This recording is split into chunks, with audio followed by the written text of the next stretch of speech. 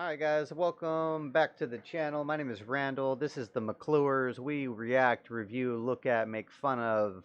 Today we have Elon Musk from the Musk Zone. Apparently we're supposed to watch this before they delete it. So it's some serious clickbait. Serious clickbait.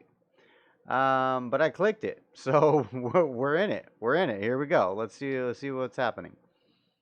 Yeah, we're really playing a crazy game here with the atmosphere and the oceans. We're taking vast amounts of carbon from deep underground and putting this in the atmosphere. This is crazy. We should not do this.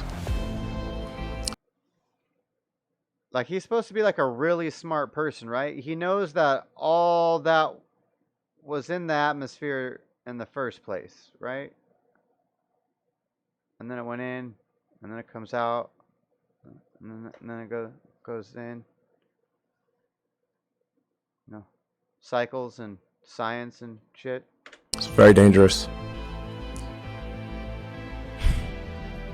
So we should accelerate the transition to sustainable energy. I mean, the bizarre thing is that obviously we're going to run out of oil in the long term. You know, we're going. Really? How long? How long, Mr. Battery? There's only so much oil. Now, before I trash on Elon Musk this whole video, don't get me wrong. I do like Elon Musk. I think him buying Twitter may possibly be a good thing.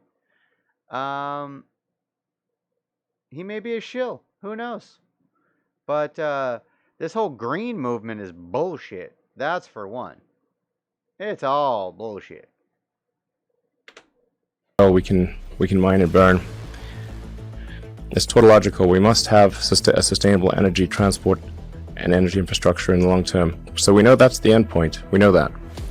So why run this crazy experiment where we take trillions of tons of carbon from underground and put it in the atmosphere and oceans? This isn't. So you just want to take trillions of tons of rare earth minerals that are significantly harder to find and mine out of the earth to make your electric car? Oh, and America doesn't have any of that stuff either. Just by the way. Insane experiment. It's the dumbest experiment in human history. Why are we doing this? It's crazy. Did he just say the Industrial Revolution was the dumbest experiment in human history? Alright, I'm a little confused. I've watched other interviews from him, and I've never found him to be stupid. What are we talking about here?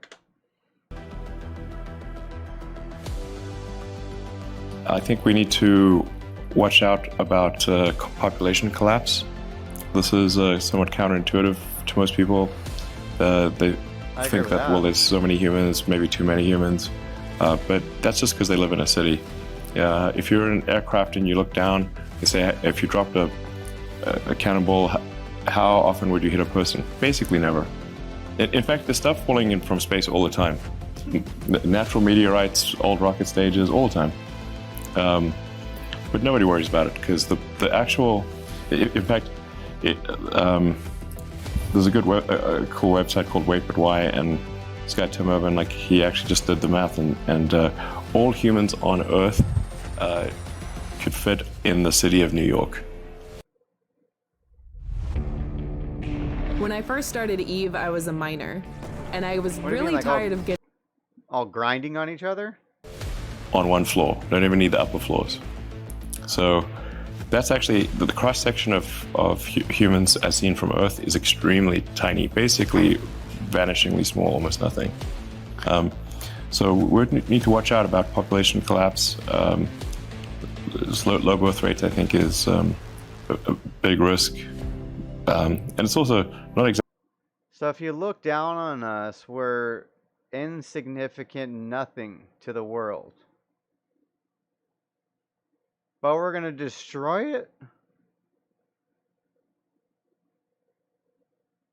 Unless we buy your electric car? exactly top secret. You can go look at the Wikipedia, birth rate. So, and this. Did he just say he uses Wikipedia as a resource? Oh my goodness. Okay. This is actually this is definitely the civilization ends with a. I don't even let my 9-year-old use Wikipedia as a resource. And the stuff he's looking up probably is correct on Wikipedia. With a whimper, not a bang, because it would be a sad ending, where the average age becomes very high, and really the youth are effectively de facto enslaved to take care of the old people. This is not a good way to end. AI is certainly one of the biggest risks. It could be Isn't that the end to everybody? That's the whole reason to produce, or not the whole reason, but that's kind of how it works. You produce kids, you get old, your kids take care of you, you die, they have kids, they get old, their kids take care. Like, aren't we just talking about the life cycle here? The biggest risk. Are we headed towards the future where an AI will be able to outthink us in every way? Then the answer is unequivocally yes. I think it's incredibly important that AI not be other. It must be us. And I could be wrong about what I'm saying. I'm certainly open to ideas if anybody can suggest a path that's better. But I think we're really going to have to either merge with AI or be left behind. If AI has a goal and humanity just happens to be in the way, it will destroy humanity as a matter of course, without even AI is your goal. thinking about it. No hard feelings. It's just like if we're building a road and an anthill happens to be in the way, we don't hate ants. We're just building a road. And so goodbye anthill. The things that I think are really quite likely is that digital intelligence will be able to outthink us in every way, and it will still be able to simulate what we consider consciousness. So to a degree that you would not be able to tell the difference. If you're talking to a digital superintelligence and can't tell if that is a computer or a human, like let's say you're just having a conversation over a phone or a video conference or something where you think you're talking, looks like a person, makes all of the right inflections and movements and all the small subtleties that constitute human. People in the AI community refer to the advent of digital superintelligence as a singularity. The balls on some of these scientists. Oh, it's just a matter of time. We'll be able to do what God did, no problem. So we're just figuring it out. Oh, the ego, bro. That is not to say that it is good or bad, but that it is very difficult to predict what will happen after that point, and that there's some probability it will be bad, some probability it will be good. We obviously want to affect that probability and have it be more good than bad. I am concerned about certain directions that AI could take that would be not good for the future. I think it'd be fair to say that like not all AI futures are benign, not all. Okay. And so if you have something, if we create some digital superintelligence that exceeds us in every way by a lot, it's very important that that be benign. There's a quote that I love from Lord Acton. He was the guy that came up with power corrupts and absolute power corrupts absolutely, which is that freedom consists of the distribution of power and despotism in its concentration. And so I think it's important if we have this incredible power of Let me hear that again. which is that freedom consists of the distribution of power and despotism in its concentration. And so I think it's important if we have this incredible power of AI that it not be concentrated in the hands of a few and potentially lead to a world that we don't want. And what world is that? What do you foresee that?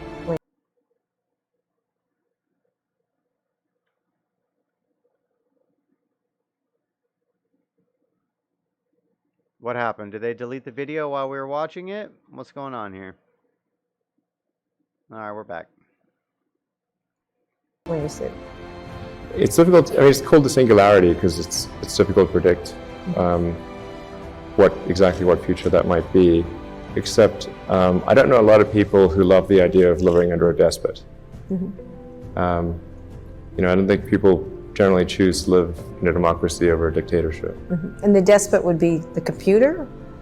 Or the people controlling the computer. If you assume any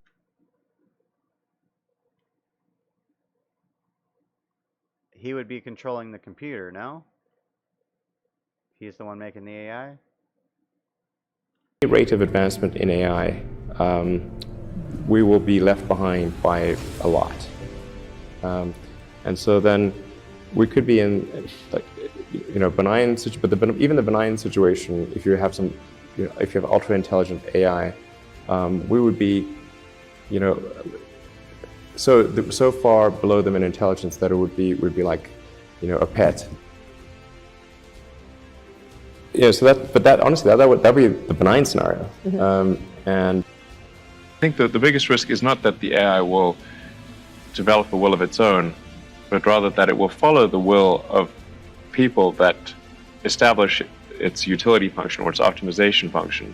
And that optimization function, if it is not well thought out, I mean, even if if its intent is benign, it could have quite a bad outcome. For example, if you were a hedge fund or private equity fund, and you said, well, all I want my AI to do is maximize the value of my portfolio, then the AI could decide, well, the best way to do that is to short consumer stocks, go long defense stocks, and start a war.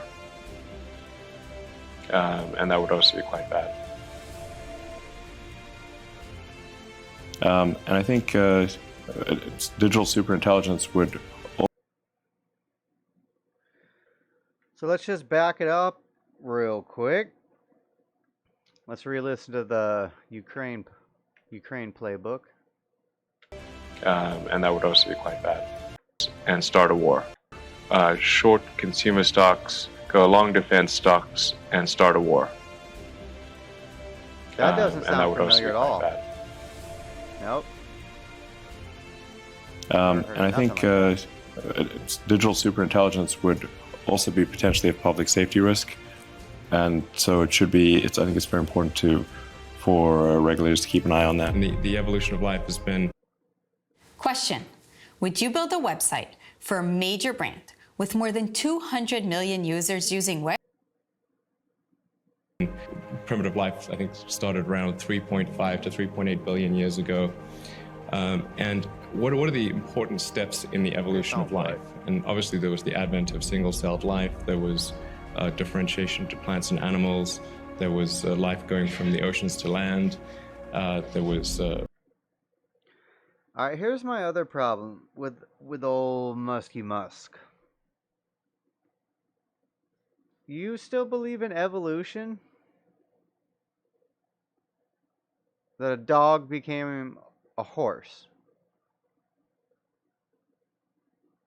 And that a whale became an elephant?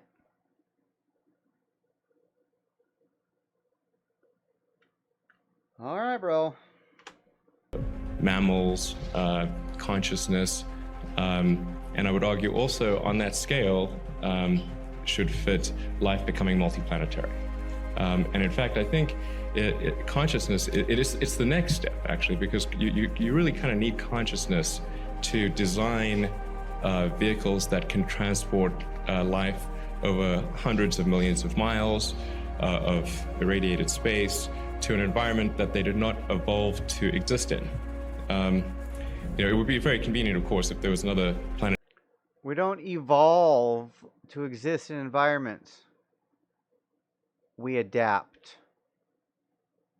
Darwin's dumbass watched some birds die off that didn't have long enough beaks to get down into the soil to where the food was on this island.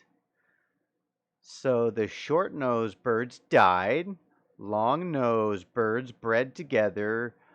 Wow, now all the birds have long noses. Obviously, we came from a single cell. What the? Just like Earth nearby. But that's unlikely, and as it turns out, not the case. I think if one could make a reasonable argument that something is important enough to fit on the scale of evolution, then it's important, and maybe worth a little bit of our resources. If it's something like a quarter of Before anybody in the comments talks to me about some bones or some bullshit, you know the raptor looks like a chicken, right, with feathers? a percent of the GDP, or at least now it does. that would be okay. I think most people would say, okay, that's not too bad. I think there are really two fundamental paths. History is going to bifurcate along two directions. One path is we stay on Earth forever, and then there will be some eventual extinction event. I don't have an immediate doomsday prophecy, but it's eventually, history suggests there will be some doomsday event. The alternative is. So when we use your science and we look up into the sky and we're looking back in time, billions of years to these other planets, why didn't they blow up? Why aren't they extinct?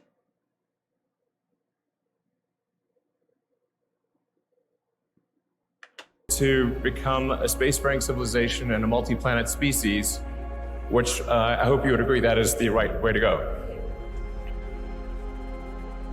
So you would start with Mars, build bases on Mars, then use Mars to jump off to all these other planets, set up places there, and over thousands of years easily. Just kind of like, So hop from that's- one solar system to the next, and I think my reasons for being interested in Mars and doing SpaceX are really that they come down to basically just two things. One, which the prior speaker was articulating, which is the defensive reason, in that if we are on more than one planet, the probable lifespan of human civilization and the line of consciousness as we know it is going to be far greater than if we are on one planet. So there's that defensive reason, that life insurance reason, and I think that's obviously a very important thing. Earth's been around for 4 billion years, and civilization about 10,000 years, and it's only now that we have the window has just cracked open where it's possible for life to extend beyond Earth, and so I think it sort of seems sensible to take advantage of that window while it's open. Hopefully it will be open for a long time, but it could be open for a short time. And so we should take action. And that's sort of the defensive reason. It's not actually the reason that gets me most fired up about Mars. The thing that actually gets me the most excited about it is that I just think it's the grandest adventure I could possibly imagine. It's the most exciting thing. I couldn't think of anything more exciting and more fun and more inspiring for the future than to have a base on Mars. And it will be incredibly difficult, and there'll probably lots of people will die, and terrible and great things. All right, so he's super excited that it's going to be a tough problem for him to crack and that people will die.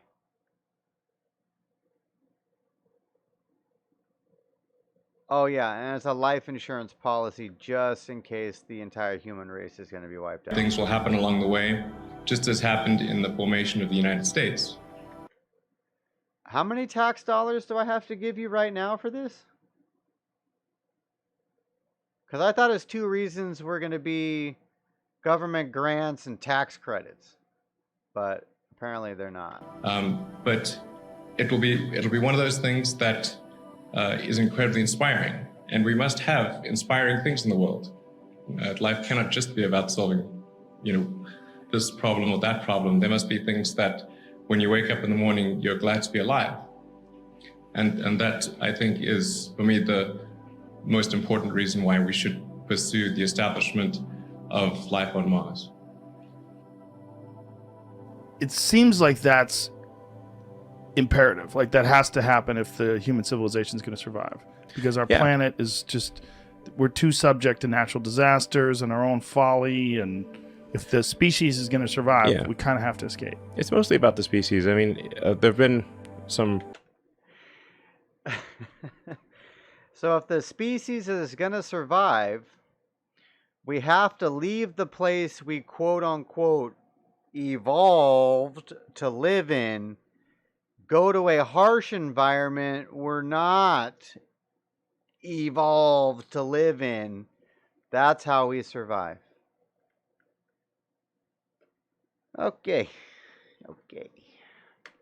Real doozies of massive meteors and super volcanoes, and the continents moved all over the place, and Earth's been a snowball and super hot. If you read like the geological history of Earth, it's like very long and complicated. And then there've been so many extinction events, not like just a few. I mean, the Permian extinction event, that was a real rough one, where it's like well over 90% of all species died out. I mean, the long-term aspiration is to develop the technologies necessary to transport a large number of people and cargo to Mars in order to create a self-sustaining civilization there. And that's really why I started the company, was because it seemed as though... To create the possibility for life on other planets.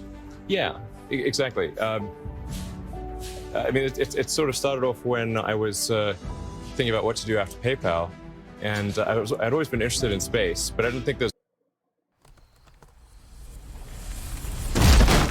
Wait! Did you download... There's anything that an individual could do in space. I mean, it seemed like the province of large governments. But I sort of started looking into it, and I went to the NASA website to find out when we're going to Mars. It seems like, obviously, that is the next thing after the moon. And I couldn't find anything. So I was like, wow, this just seems very strange. Initially, I was under the impression that... Did you also read on the website that they can't get back to the moon either? That it was that we'd lost the will to do that. And I later came to the conclusion that I was quite wrong about that. I think the United States in particular is a nation of explorers. There are a lot of negative things in the world. There's a lot of terrible things that are happening all over the world, all the time. There are lots of problems that need to get solved. There's lots of things that are miserable and kind of get you down. But life cannot just be about solving one miserable problem after another. That can't be the only thing. There need to be things that inspire you, that make you glad to wake up in the morning and be part of humanity. That's why we did this. It is time to go forth, become a star-faring civilization, be out there among the stars, expand the scope and scale of human consciousness. I find that incredibly exciting. That makes me glad to be alive. I hope you feel the same way. I don't know, I just got a little sad. That made me a little sad for you, bro. I'm becoming significantly more religious over the last few years, and finding God puts a certain kind of, I don't know, feeling inside you where you don't need to go to Mars, bro. Musk truly believes that low-cost space exploration is essential to the survival of mankind. I think it's important that humanity become a multi-planet species. I think most people would agree that a future where we're a spacefaring civilization is inspiring and exciting compared with one where... Alright guys, so that is Elon Musk breaking it down for us in his way. Appreciate you stopping by the channel. You can shop at McClures.store, MCCLURES.store, if you want American products sold by for Americans. America first. Take care.